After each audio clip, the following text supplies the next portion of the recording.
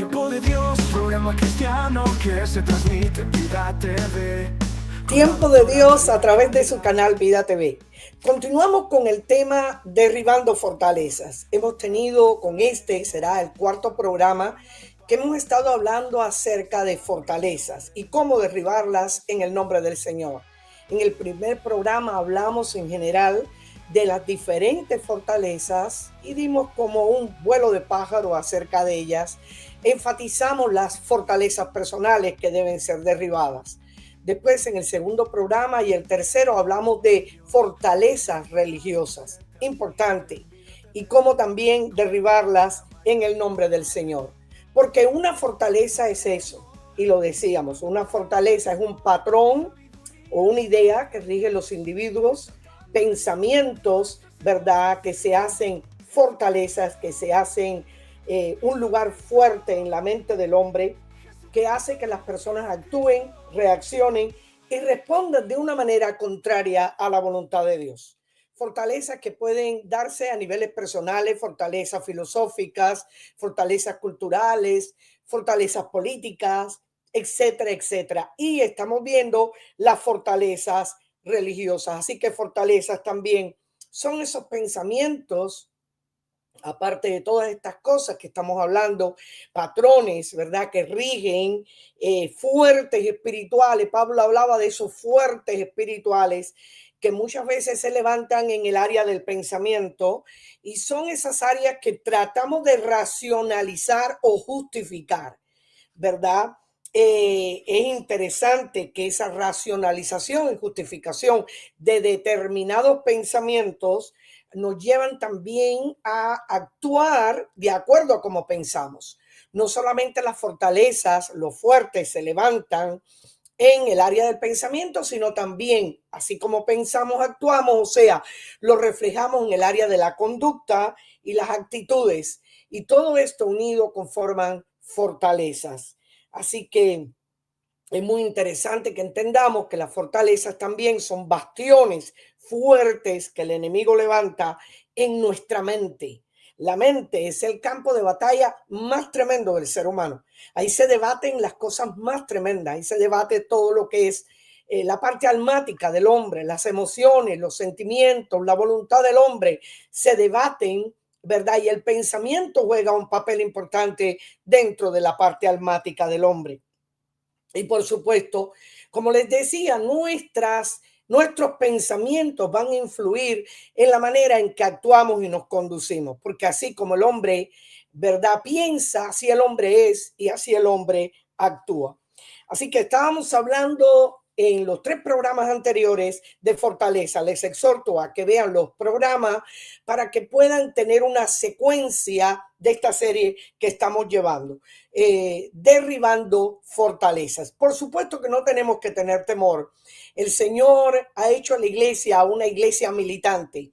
Y nuestras armas no son carnales, no, para nada. Derribamos fortalezas espirituales, derribamos fortalezas que se levantan aún en el área satánica. Derribamos fortalezas que se levantan en nuestra mente a niveles personales. Derribamos fortalezas en áreas filosóficas, políticas, que también nosotros lo hacemos patrones en nuestra mente. Así que es importante, porque tenemos con nosotros a Jehová Gibor, el Dios de las batallas, Jehová de los ejércitos.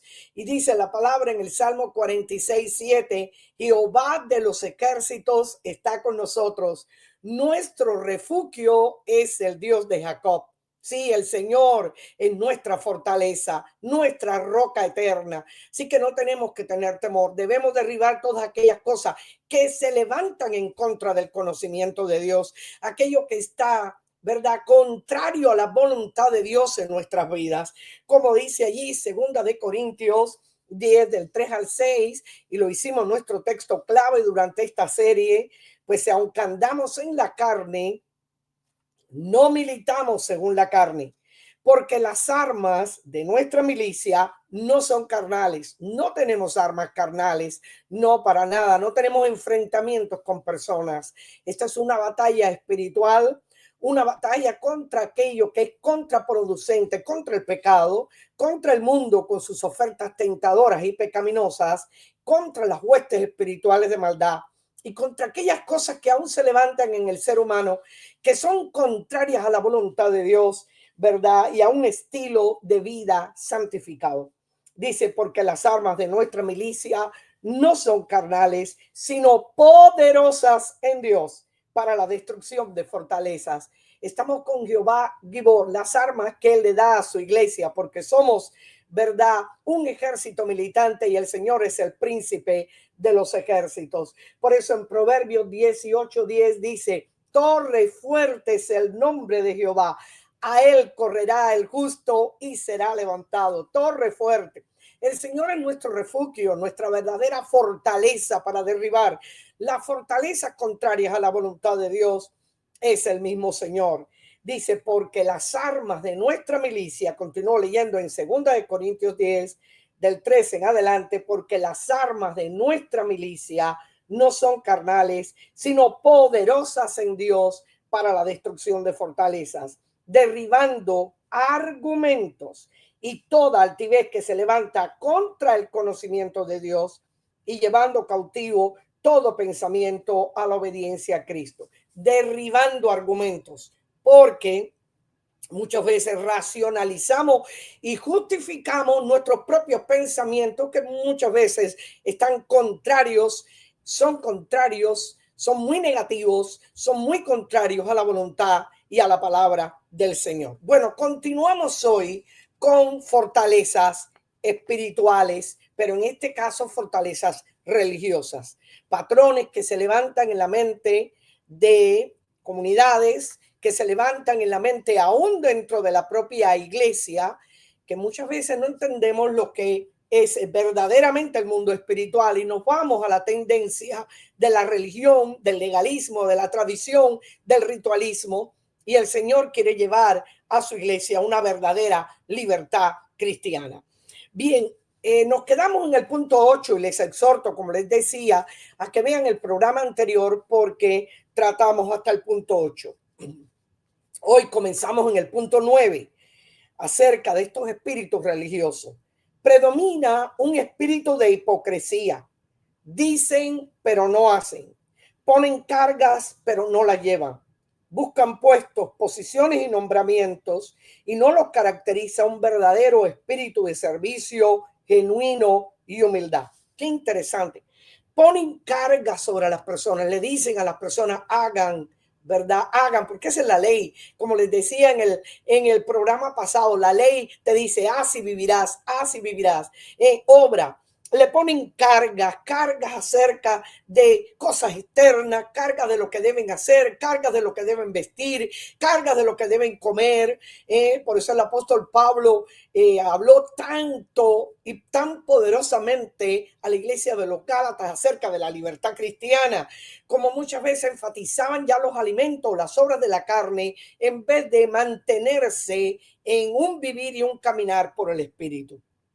Así que imponen a otros cargas religiosas, cargas de lo que deben hacer, cómo lo deben hacer, cómo se deben vestir, cómo se deben comportar, cuando muchas veces vemos que sencillamente las personas lo están haciendo por obligación, lo están haciendo por cumplir, ¿verdad? Un ritualismo, por cumplir reglas, regulaciones dentro de una denominación o reglas y regulaciones por otras cosas que verdaderamente quizás sean las mayores motivaciones de ellos, como el temor, por ejemplo, o la obligación, pero no por amor, no por amor. Imponen a otros cargas y la obligación del cumplimiento a todos los preceptos de la ley que ni ellos mismos son capaces de llevar. Ni ellos mismos son capaces de llevar. O sea, por eso predomina un espíritu de hipocresía. Dicen, pero no hacen. Ponen carga, pero no la llevan. Y aparte de eso, buscan puestos para exhibirse, ¿verdad?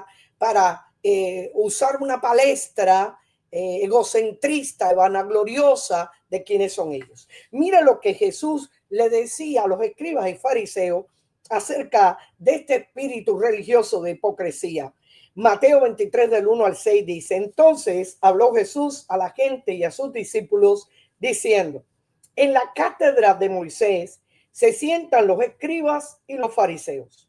Así que todo lo que os digan que guardéis, guardadlo y hacedlo, mas no hagáis conforme a sus obras, porque dicen y no hacen, porque atan cargas pesadas y difíciles de llevar y las ponen sobre los hombros de los hombres, pero ni ellos ni con un dedo quieren moverlas. Antes hacen todas sus obras para ser vistos por los hombres, pues ensanchan sus filacterías y extienden los flecos de sus mantos y aman los primeros asientos en las cenas y las primeras sillas en la sinagoga. Qué tremendo. Bueno, estos son los escribas y los fariseos, los doctos, los religiosos de la época de Jesús, pero no estamos lejos de esos tiempos, ¿verdad? No estamos lejos de esos tiempos. Personas que le dicen que hagan, mandan a otros a hacer, pero ellos ni se mueven.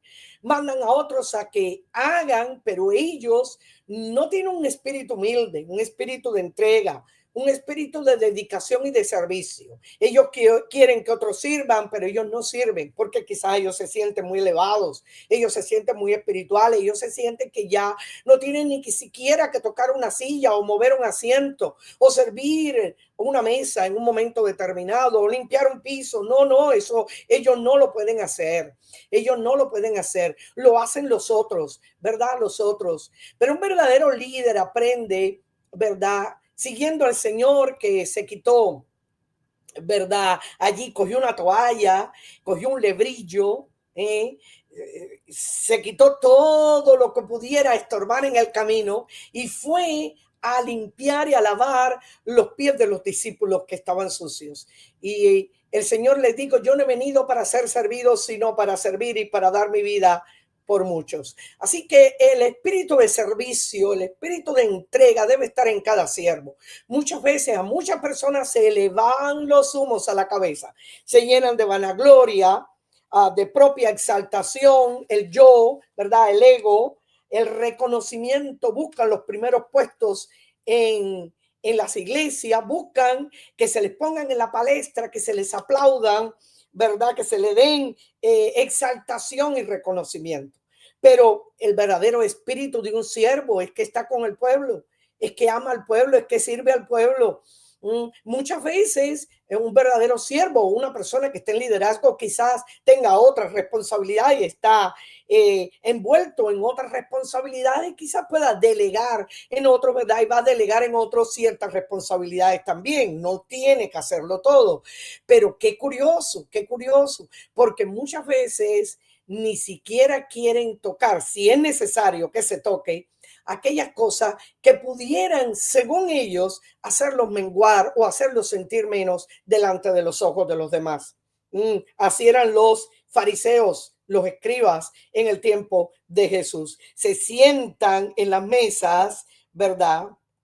Dicen que hagan las cosas que es conforme a la palabra, lo cual no es malo, debemos hacerlas, pero atan cargas pesadas que ni ellos mismos van a llevar, hacen que otros las lleven, impulsan a otros, obligan a otros a hacerlas, pero ellos no las hacen, porque como les decía, se sienten en un mayor nivel espiritual. Ese es un espíritu de hipocresía que muchas veces reina y es parte de este espíritu religioso que debe ser derribado en el nombre poderoso de Jesús. Hay personas que quieren que otros les carguen maletas, que otros los avienten, que otros los levanten, que sean los esclavos de ellos. No, hermanos, aquí no hay esclavos de nadie, aquí todos somos servidores. ¿Qué significa la palabra ministro? La palabra ministro significa servidor. Así que tenemos que tener en cuenta la diaconía de la iglesia, donde nos servimos los unos a los otros, ¿verdad? Donde estamos dispuestos a servir como siervos del Señor. Así que buscan siempre reconocimiento, predomina un espíritu de hipocresía. Debemos echar abajo ese espíritu religioso, porque es un espíritu religioso de prepotencia, vanagloria, exaltación, ego, donde mandamos a otros, pero no hacemos nosotros. Así que es importante que seamos siervos, que seamos capaces. Si hay que mover una mesa, la movemos. Si hay que sudar, sudamos junto con el pueblo. Pero eso es parte del liderazgo. Con el ejemplo servimos, con el ejemplo los demás pueden seguir. Nadie puede ir donde el líder no está.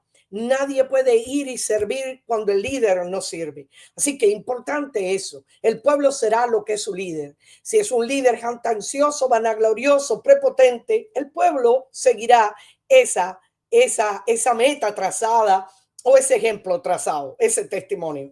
Pero si es un líder verdadero, servicial, ¿verdad? Que es uno con el pueblo, pues el pueblo seguirá a ese líder.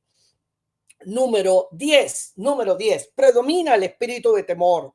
No está presente ni vive en la libertad que hay en Cristo Jesús. Predomina el espíritu de temor. Sí, porque el espíritu religioso trae temor. Por cuanto no haces esto o aquello, no cumples la ley o no cumples determinados parámetros o regulaciones de la ley, ¿verdad? De la ley, pues sencillamente te cae el temor. Porque al no poder orar como de verdad debes orar, o ir y hacer como verdaderamente tienes que hacer, o no hiciste en un momento determinado lo que tenías que hacer, pues el espíritu de temor y de condenación te sigue. Pero no hay condenación para los que estamos en Cristo Jesús. Por supuesto, los que andamos conforme al Espíritu y no conforme a la carne. No es darle lugar a la carne, no darle lugar a los deseos de la carne, a las cosas contrarias a la voluntad de Dios. Por supuesto que tenemos que mantenernos pegaditos al Señor en una intimidad, en el lugar secreto con Dios, buscando de su presencia, pero que no se haga por obligación, ni por temor, ni por coacción, no, sino que sea por amor. Que el amor nos mueva a buscar su presencia, que el amor, el deseo de conocerle, el deseo de estar en fuego, de estar en su presencia, nos lleve, nos consuma para buscarle, ¿verdad? Nos consuma para buscarle, pero que nunca sea una obligación el hacer algo para Dios, el obrar en la obra del Señor. No, que no sea una obligación ni lo hagamos por temor. Porque dice Juan 8:36, así que si el Hijo libertare a aquel al cual el Hijo le libertare, serán verdaderamente libres. Seremos verdaderamente libres, hermano. No solo libres, sino verdaderamente libres. Porque hay algunos que se consideran libres, pero no están verdaderamente libres. Todavía el espíritu de temor les sigue, porque es el espíritu religioso, el espíritu de condenación, el espíritu que al no tú hacer lo que tienes que hacer en un momento determinado, pues te condena. O sea, la ley es buena, la ley te muestra, pero la ley también, si no haces lo que tienes que hacer, te condena. Pero no vivimos, recuerden, y se los dije el programa pasado, bajo la ley de condenación y de muerte. Vivimos no sin ley, vivimos ahora bajo la ley del espíritu de vida en Cristo Jesús, el cual nos empodera, el cual nos capacita, el cual nos habilita para vencer lo que no podemos vencer en la carne. Así que no trate, porque al tratar con su fuerza, al tratar con su intelecto, al obligarse a hacer, sencillamente y va a fallar. Muchas veces va a fallar, sencillamente va a sentirse condenado y el temor va a venir a su corazón.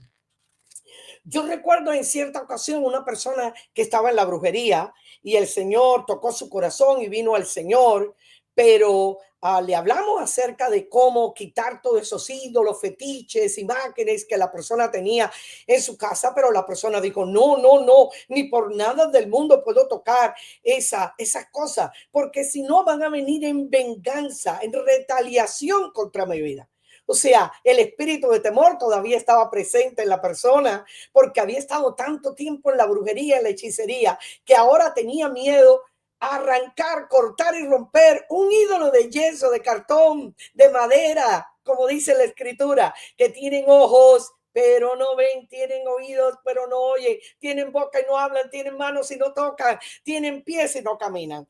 Así que el temor había embargado a esta persona. Hay personas que piensan, bueno, imagínate, no puedo entrar al campo de una persona que anda en brujería o hechicería, porque después me pone una brujería, una gallina negra en la casa, me envía una enviación, me manda una maldición. Hermanos, Estamos en Cristo Jesús. El Señor es Jehová Gibor, el que pelea por nosotros. Hay un cerco, ¿verdad? Así como Jerusalén tiene muros alrededor de ella, así el Señor está alrededor de su pueblo desde ahora y para siempre, lo dice la palabra.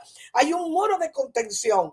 Todo lo que traten de enviar el enemigo o enviaciones que el enemigo pueda hacer por maldición, por brujería, por lo que sea, va a rebotar, no te tiene que tocar y no te va a tocar, porque usted es un hijo de Dios bajo la sangre del Cordero. Y si usted se pone toda la armadura, ¿verdad? Y usa el escudo de la fe y la espada del Espíritu, usted hace que ese enemigo tenga que retroceder en el nombre del Señor. Va a rebotar. Estamos bajo la sombra del Omnipotente, bajo el cuidado del Altísimo. Así que no viva en temor ni en condenación, porque es un espíritu religioso. Es un espíritu religioso. Así que en el nombre de Jesús, el Señor nos ha llamado a plena libertad. Muchas veces Pablo, hablando de los judíos, hablaba del temor en el cual ellos vivían, el temor a no cumplir la ley, el temor a no ser perfecto, el temor a no vivir en una vida, ¿verdad?, plena en Dios, el temor a que tenían que seguir todos los rudimentos, las tradiciones de los ancianos, que tenían que seguir los lavatorios de las manos, porque si no eran condenados, todo lo que tenía que ver con lo externo. Eso eran los escribas, los fariseos, los que seguían la ley. Y Pablo hablándoles a ellos, ¿verdad? Pablo siendo judío como ellos, fariseo de fariseo, porque había venido dentro y había salido dentro de la secta de los fariseos, ahora convertido al Señor con una revelación, ¿verdad?, profunda. Sus ojos, los ojos de su entendimiento de Pablo habían sido iluminados por el poder del Espíritu y de la misma palabra de Dios. Y en 2 de Corintios 3, 16 y 17, el apóstol Pablo le dice a los judíos, miren, pero cuando se conviertan al Señor, el velo se quitará. O sea, ellos tienen un velo, ellos no pueden entender. Todas las personas que están con un espíritu religioso, que viven en la religión, ¿verdad?, que viven tratando de superarse a sí mismos o de agradar, sea a Dios o a los dioses que ellos tratan de agradar, viven en un constante temor, viven con un velo, porque no tienen discernimiento espiritual, no tienen conocimiento genuino y revelación de la palabra de Dios. Así que el velo se quitará. Este es el apóstol Pablo hablando de su propio pueblo, el pueblo judío, porque el Señor es el Espíritu, y donde está el Espíritu del Señor, allí hay libertad. Donde está el Espíritu del Señor, hay libertad. Así que hay que quitar esos velos que nos separan del conocimiento de Dios. Número 11, desconocen totalmente el mundo espiritual de Dios. Hay un espíritu de ceguera, así como les dije, tienen un velo. No solo los judíos, sino también muchas personas que no conocen a Dios tienen un velo.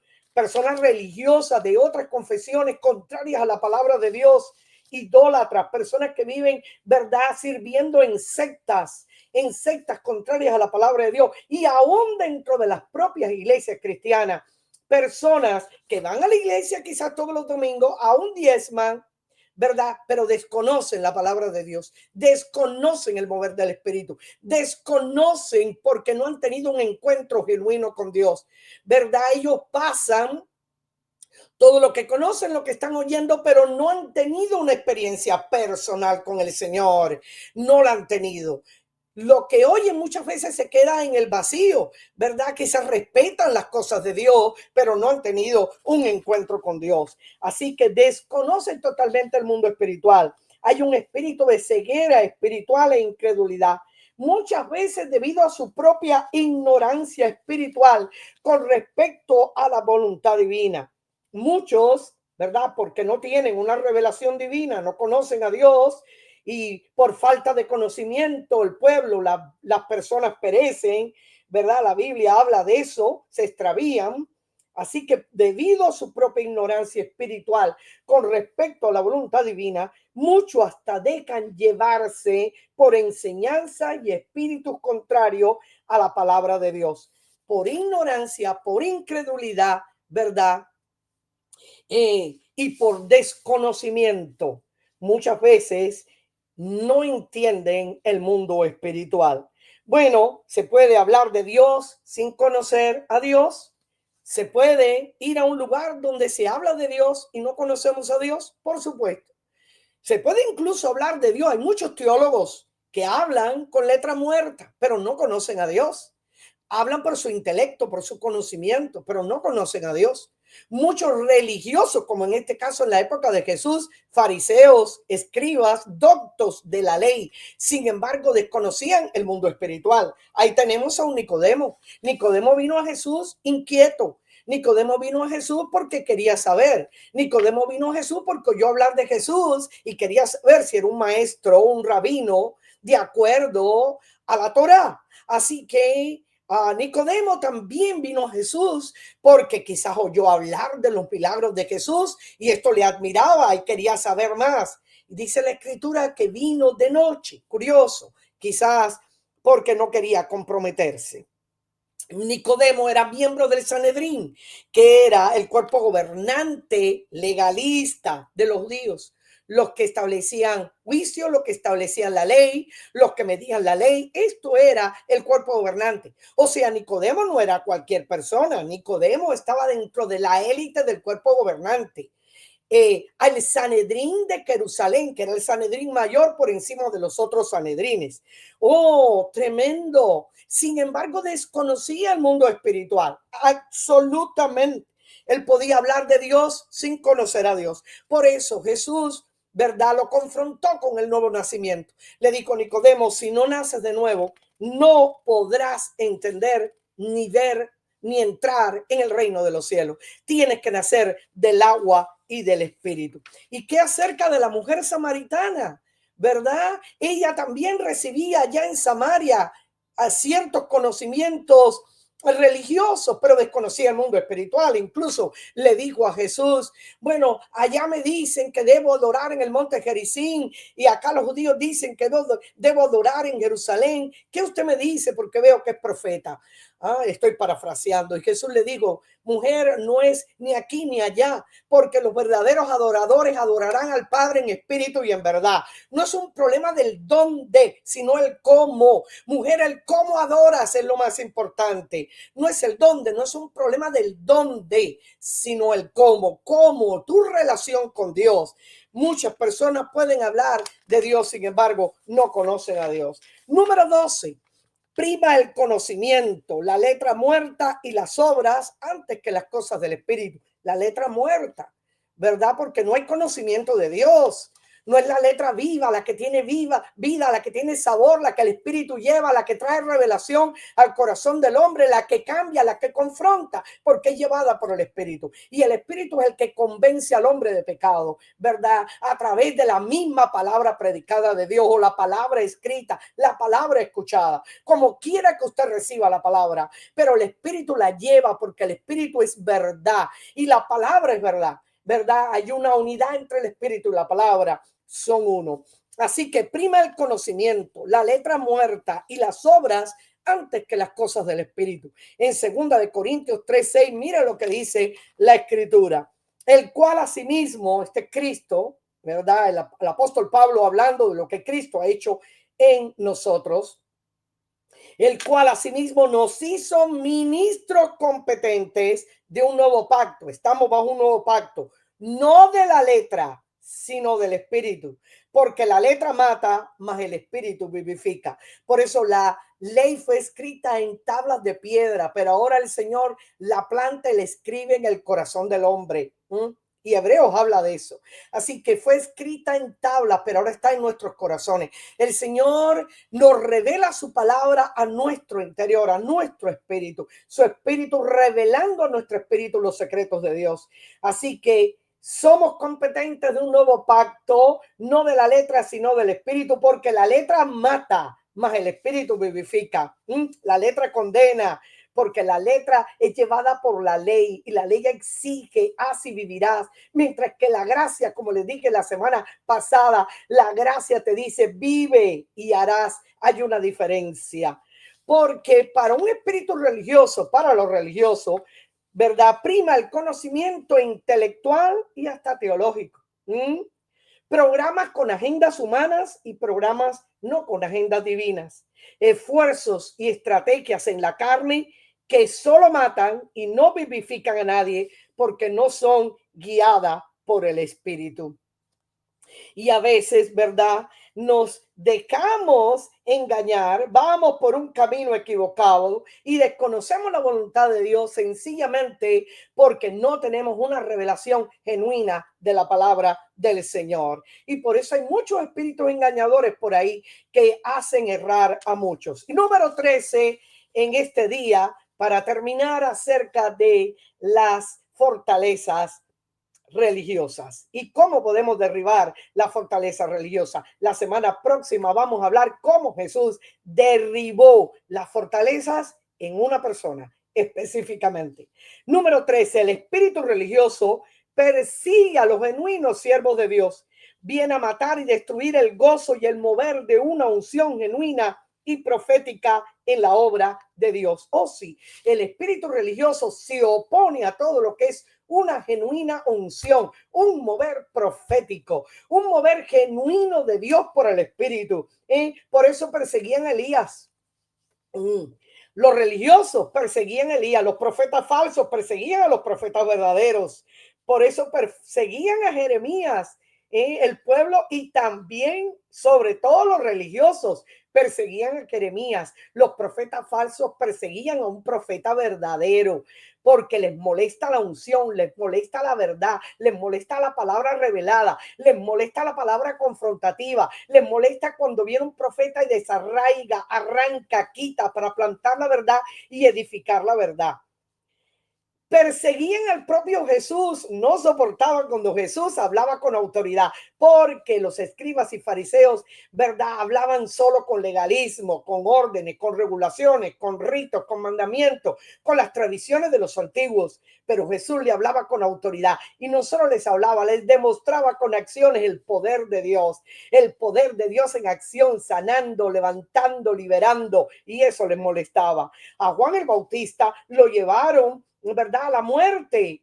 Lo llevaron a la muerte. No soportaban la verdad que había y que él traía para el pueblo. Y a los discípulos de Jesús, si hablamos de los discípulos de Jesús, todas las épocas de persecuciones, de muerte que aún los propios religiosos levantaron. Recordamos al propio Esteban, mártir, el primer mártir del cristianismo, cómo fue apedreado mientras él veía la gloria del Señor. Sí, hermanos, echemos abajo todas esas fortalezas religiosas y no tengamos temor, porque Jehová Gibor, ¿verdad?, pelea por nosotros. Jehová Gibor, el Dios de las batallas, Jehová de los ejércitos, nos rodea con su escudo protector. Jehová de los ejércitos está con nosotros. Nuestro refugio es el Dios de Jacob. Y en Proverbios, recuerden 18:10, torre fuerte es el nombre de Jehová. A él correrá el justo y será levantado. Que el Señor les bendiga y nos vemos en el próximo programa para continuar hablando en el próximo programa de cómo Jesús derribó esas fortalezas en la vida de las personas, específicamente en la vida de las personas. Tiempo de Dios a través de su canal Vida TV. Nos vemos en el próximo programa. Bendiciones.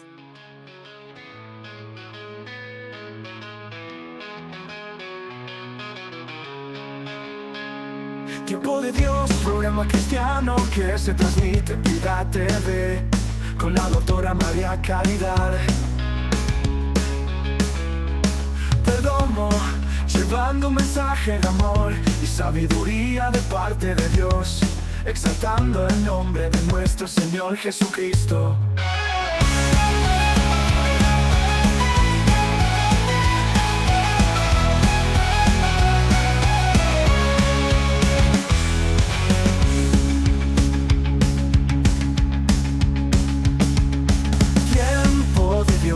Programa cristiano que se transmite en Vida TV con la doctora María Caridad